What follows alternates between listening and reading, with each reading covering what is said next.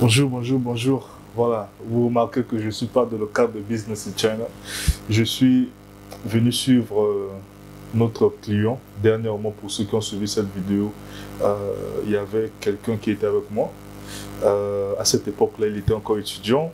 Il était venu pour nos services de consultation afin qu'on l'accompagne à réaliser son entreprise ici en Chine.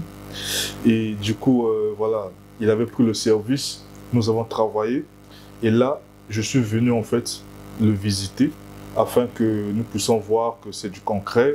Il a eu à finaliser son entreprise. Je suis dans son bureau et voilà, je vais lui poser quelques questions afin qu'il vous explique, puisque moi je sais déjà comment est-ce qu'on a travaillé, mais qu'il vous explique comment ça s'est passé, quelles étaient les réalités de tout le processus et surtout voilà, pour que vous sachiez que c'est très réel que vous pouvez créer votre entreprise en Chine et travailler, et surtout accompagné par Business in China. Alors, bonjour. Bonjour, monsieur Là, tu es tu es le grand chef. Ouais, voilà. Voilà, quand vous prenez des services sérieux, puis voilà, quand ça Effectivement, effectivement. Je suis dans ton bureau, je vois le cadre, c'est très propre, c'est très bien. On dirait, vraiment, je sens que ça, c'est vraiment bon. Alors, d'abord, comment ça va? Non, ça va, la santé, ça va, les activités, on essaie de faire comme on peut, et puis voilà. Ok, ben j'ai fait une surprise. J'ai voulu voilà, venir quand même te surprendre dans ton bureau. Je sais que tu étais là quand je t'ai appelé. Je t'ai pas dit que je venais. Mais je suis venu pour que les gens voient en fait que voilà, ce qu'on avait parlé autrefois, c'était du réel, on avait concrétisé. Alors, vite fait en fait, qu'est-ce qu'on avait fait ensemble et comment ça aboutit? Ok, bon, voilà, vite fait, on va essayer de faire un petit débriefing. Dans mon cadre de lancement de mon entreprise, j'avais voulu passer par une agence sérieuse. Donc du coup, d'où j'ai choisi BSI, sur Business in China. Après, bon voilà, après, ils m'ont demandé de fournir tout ce qu'il fallait fournir comme document. Et voilà, aujourd'hui, on finit, je suis chez moi, je suis dans mon bureau. Il est venu chez moi. Voilà. Oui, puis voilà, il m'a appelé, il est chez lui aussi ici. Exactement. Donc, du coup, voilà, c'est une petite vidéo surprise pour moi et puis donc. Ok, mais parle-moi un peu, parle en fait à tous ceux qui te suivent par rapport au nom de ta société en fait. C'est quoi le nom? Ok, le nom de la société, il a été modifié parce que bon voilà, je voulais avoir un nom qui est un meaning, donc qui ait une signification derrière. C'est pourquoi le nom de la société a été changé par Ubuntu International Trade. Pourquoi Ubuntu? Ubuntu, c'est pour nous les Africains, c'est quelque chose qui représente beaucoup. Ça veut en gros dire la famille, l'union. C'est en quelle langue comme ça? Ça c'est en Swahili aussi. Yeah. Donc, et puis voilà, même en Kinyarwanda, en Kirundi, bon, c'est juste la prononciation et change, mais le meaning c'est le même. C'est dire que, même chez nous au pays, comment on appelle ça? Kimuntu. Kimuntu, genre, ça veut dire que la personne en fait, cette famille-là. Donc, c'est un nom qui, pour moi, je voulais vraiment avoir un nom qui ait une signification derrière, pour dire qu'ensemble on peut aller plus vite et plus loin. Et ça, c'est le nom en anglais en fait. Mais généralement, le nom sur la licence, oui, le nom sur la licence, c'est en chinois. C'est comme je disais après, bon voilà, j'ai un très bon ami chinois qui m'avait donné le nom. Il a dit, bon voilà, il a choisi le nom. Je l'ai laissé freedom, j'ai dit, ok, tu choisis le nom et puis voilà. Je dis toujours que les entreprises en Chine sont enregistrées en chinois. Donc, ce nom qui vient de dire Ubuntu International Trade, c'est le nom en anglais, mais en réalité, il y a un nom en chinois. Parfois, nous, on n'a pas besoin pas forcément de mémoriser ça, mais le nom reconnu officiellement au niveau du gouvernement, c'est en chinois. Et toi, quand tu utilises tes factures et tout ça, tu peux utiliser le nom en anglais, il n'y a pas de souci. Et alors, quelle était l'expérience? On avait commencé par quoi? Enfin, je le dis pour eux, en fait. On a commencé par quoi et puis quelles étaient les étapes? Les étapes, la première étape, on a été passé pour trouver le local d'abord, parce qu'il faudrait d'abord avoir un local pour pouvoir avoir une adresse. Puis voilà, après le local, il fallait commencer les démarches et puis pour enregistrer maintenant la compagnie avec l'adresse du local. Ça a pris combien de jours, C'était rapide, ça a pris peut-être un truc de moins d'une semaine. C'est ce que je dis, non? De moins d'une semaine, la compagnie a été déjà enregistrée, et les documents étaient prêts et tout. Voilà. Donc la prochaine étape était au niveau de la banque. Ça aussi, c'était rapide. Quand tu as tous les documents et puis tu es en norme, tout se passe rapidement. Il faut bien dire, tu es en norme, mais grâce à BIC, c'est rapide. Mais exactement, c'est ça, parce que grâce à la connexion que vous avez, parce que tu peux avoir tous les documents, mais si tu n'as pas la bonne connexion, c'est compliqué. C'est compliqué. Pour pouvoir. Pourquoi? Parce que les Chinois ne font pas confiance aux étrangers en fait. Ça c'est un point qu'il faut souligner. Ouais, ils ne font pas confiance aux étrangers. Tu peux avoir ta société, mais créer un compte bancaire, ça sera vraiment pas facile. Et du coup, grâce à la connexion, puisqu'on se connaît, on connaît très bien la banque, on connaît le Linda, vous savez, le chef de l'agence. Et du coup, quand on appelle, si c'est nous qui appelons, ça passe vite. Et tu as vu que c'est très rapide. C'était très rapide. Et donc là, tu es dans ton processus de working permit et tout ça. Mais sinon, côté société, tout est clean. Tout est en ordre. Tout est en ordre. Et comme dernièrement, je t'avais déjà ajouté dans le groupe de la comptabilité, tu sais comment ça se passe. Ça, c'est très facile. Les factures et tout ça, d'ailleurs, de toute façon, on t'a déjà formé sur ça. Et donc, c'est très réel. Vous voyez, je suis là. Vous l'avez vu autrefois, et il était encore étudiant, il était venu, et là on le voit venant chez lui. Là, c'est pas chez moi en fait. Mais parle un peu de tes services. C'est vrai International Trading, oui, c'est vrai. Bon, on le dit, mais qu'est-ce que tu fais réellement en fait? Nous on a deux main services. Donc on a le consulting et puis on a la vente aussi. Donc au niveau du consulting, qu'est-ce qu'on fait? On essaie d'accompagner les gens qui ont des projets pour trouver le fournisseur. Si tu veux faire, pour ceux qui sont au niveau du pays, qui ne veulent pas venir, qui ne savent pas comment ça se passe, tu as un projet, nous on t'accompagne durant ton projet, on t'explique comment ça se passe, comment ça va se passer, comment ça va se faire, on trouve le fournisseur pour toi, on prend tous les détails qu'il faut prendre et puis voilà, on fait parvenir le cahier de charges que tu vas nous faire parvenir au fournisseur et puis voilà, on lance un truc. Ça c'est au niveau de consulting. Et puis on a aussi un service dans le consulting, c'est l'escortation. Quand les gens arrivent au niveau d'ici, ils ont besoin de l'accompagnement, ils ont besoin d'une personne pour les orienter. Ok, on va aller à gauche, à droite. Donc avant de venir, on fait un booking, on te fait un plan, un planning, là où on fait, ok, tu viens quand? Tu viens telle date, qu'est-ce que tu veux visiter? Je veux visiter compagnie de carreaux, plomberie, machinerie, tout ça. On fait un plan, on prend le rendez-vous avec ces compagnies. Comme ça se passe si facilement en Chine ici. Tu contactes sa société et puis voilà, tu as un rendez-vous avec eux. Donc après ça, nous, on fait le plan avec toi.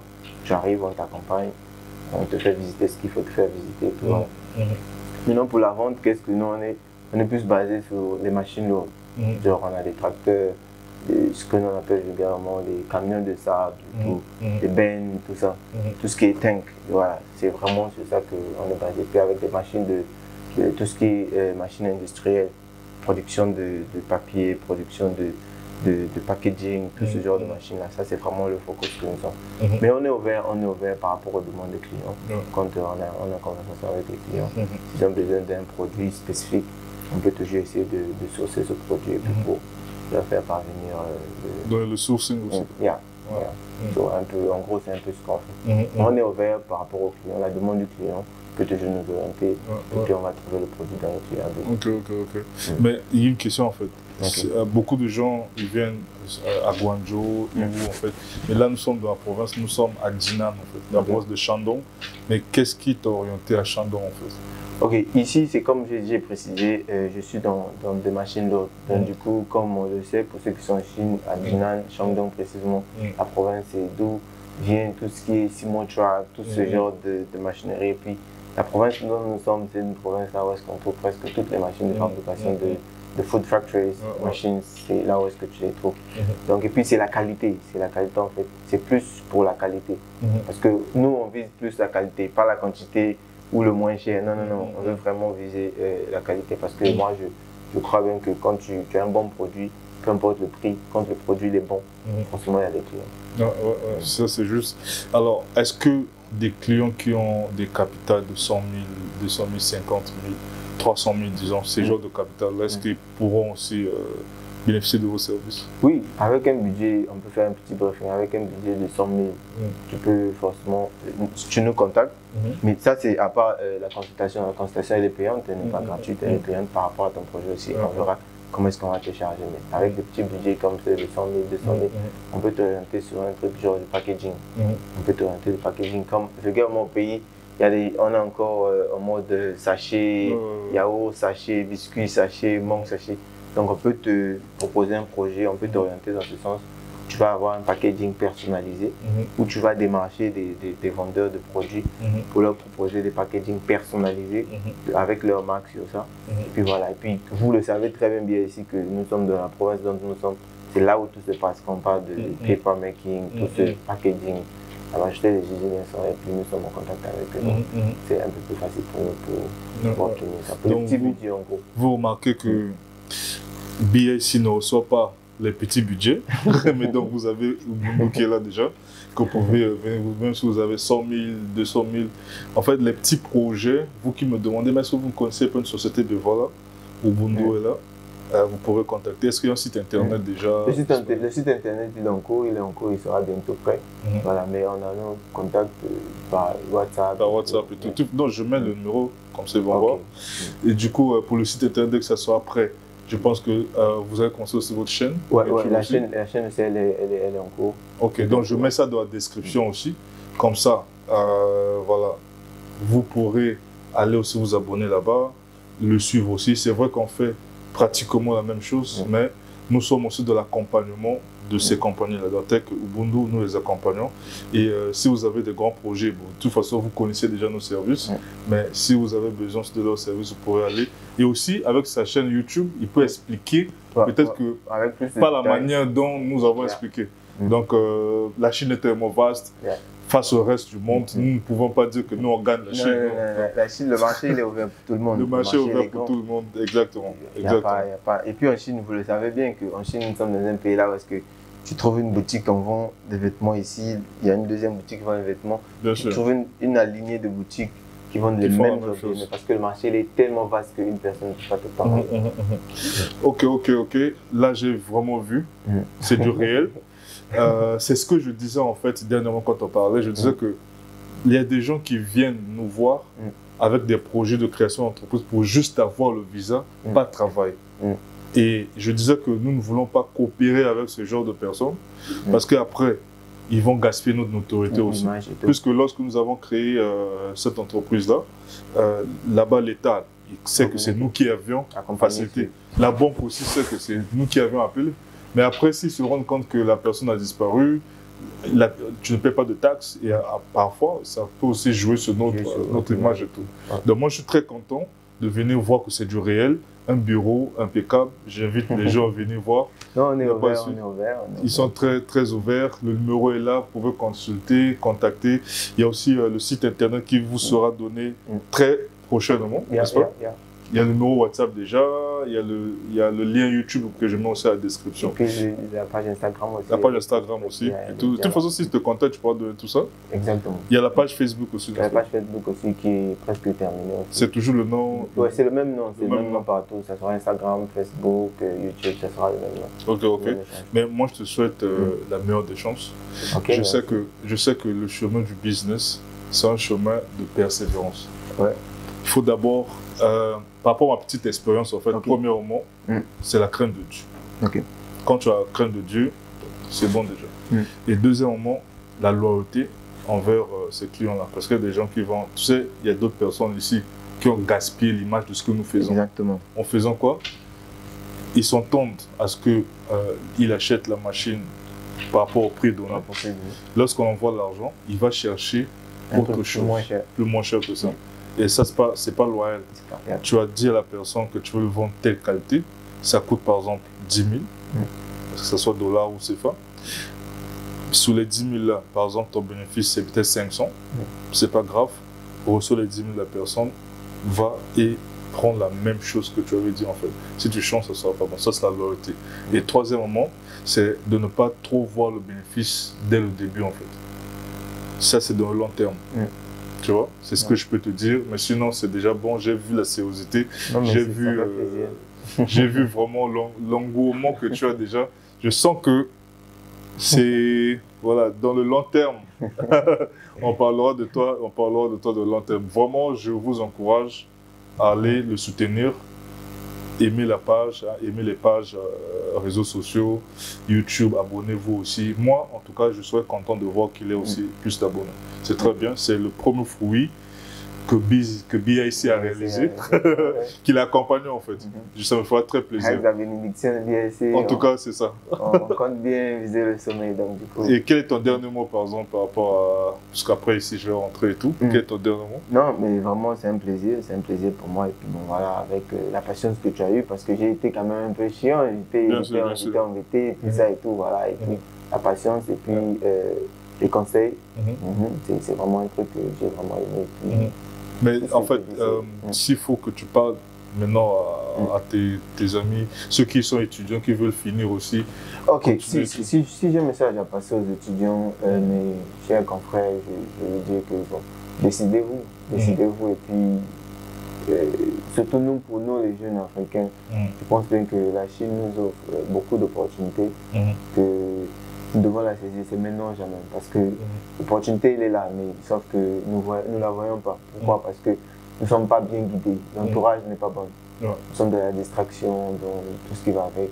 Par contre, si on essaie juste de se refocaliser sur du sérieux, il y a le business, il y a l'argent dans le business. Quand on est sérieux, c'est un truc à préciser, il y a l'argent dans le business quand on est sérieux. Donc du coup, décidez-vous, si vous voulez vous lancer, vous pouvez contacter Business in China, vous pouvez me contacter, on a des services en commun. Quand j'ai un souci, il y a un truc que je ne peux pas obtenir, je veux forcément passer par lui. Puis c'est pareil pour lui, quand tu as des trucs dont il est tellement occupé, tu peux toujours repasser par moi pour dire qu'il essaie de gérer ça, voilà. J'ai passé le temps, je suis pas là, je suis comme ça. Donc, du coup, vous pouvez le contacter et puis prendre plus de détails. Et puis voilà, décidez-vous si vous voulez vous lancer, mais soyez sérieux. On ne veut pas des gens qui ne sont pas sérieux. Parce que là, l'image, c'est comme moi quand je me lance comme ça, je suis sous son image. Donc une bêtise, ça va retomber sur lui et puis ça ne sera pas bon. On ne vient pas ici pour faire les procédures et puis dès que tu as le visa, c'est toi qu'on voit dans les classes pour faire le professeur d'anglais et tout, voilà. Ou bien on te pavaner, pas de local, tout ça, tout est fiscaux, donc tu n'es pas dans du sérieux. C'est pas un truc, c'est pas dans la logique que Business Channel est. C'est pour ça que je les ai choisis, parce que c'est une chaîne que je suivais il y a longtemps, d'abord avant même d'arriver sur place.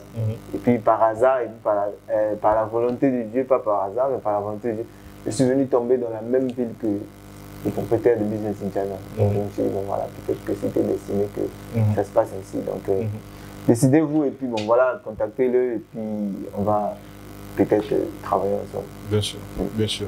Ben, merci beaucoup pour ceux qui nous ont trouvés pour la première fois, qui n'ont pas suivi la première vidéo, là où ils posaient toutes les questions en détail, comment créer la société. Je mets le lien aussi, comme ça vous avez de qui aller suivre, parce qu'ici on n'a pas vraiment parlé en détail comment créer la société en Chine, mais nous avons fait une partie 2 en fait, qui a montré que la société a été créée déjà. Donc, si vous voulez savoir comment est-ce que lui l'a fait pour créer, quelles étaient ses questions quand il était venu, il y avait vraiment toutes les questions. C'est une vidéo d'1 heure.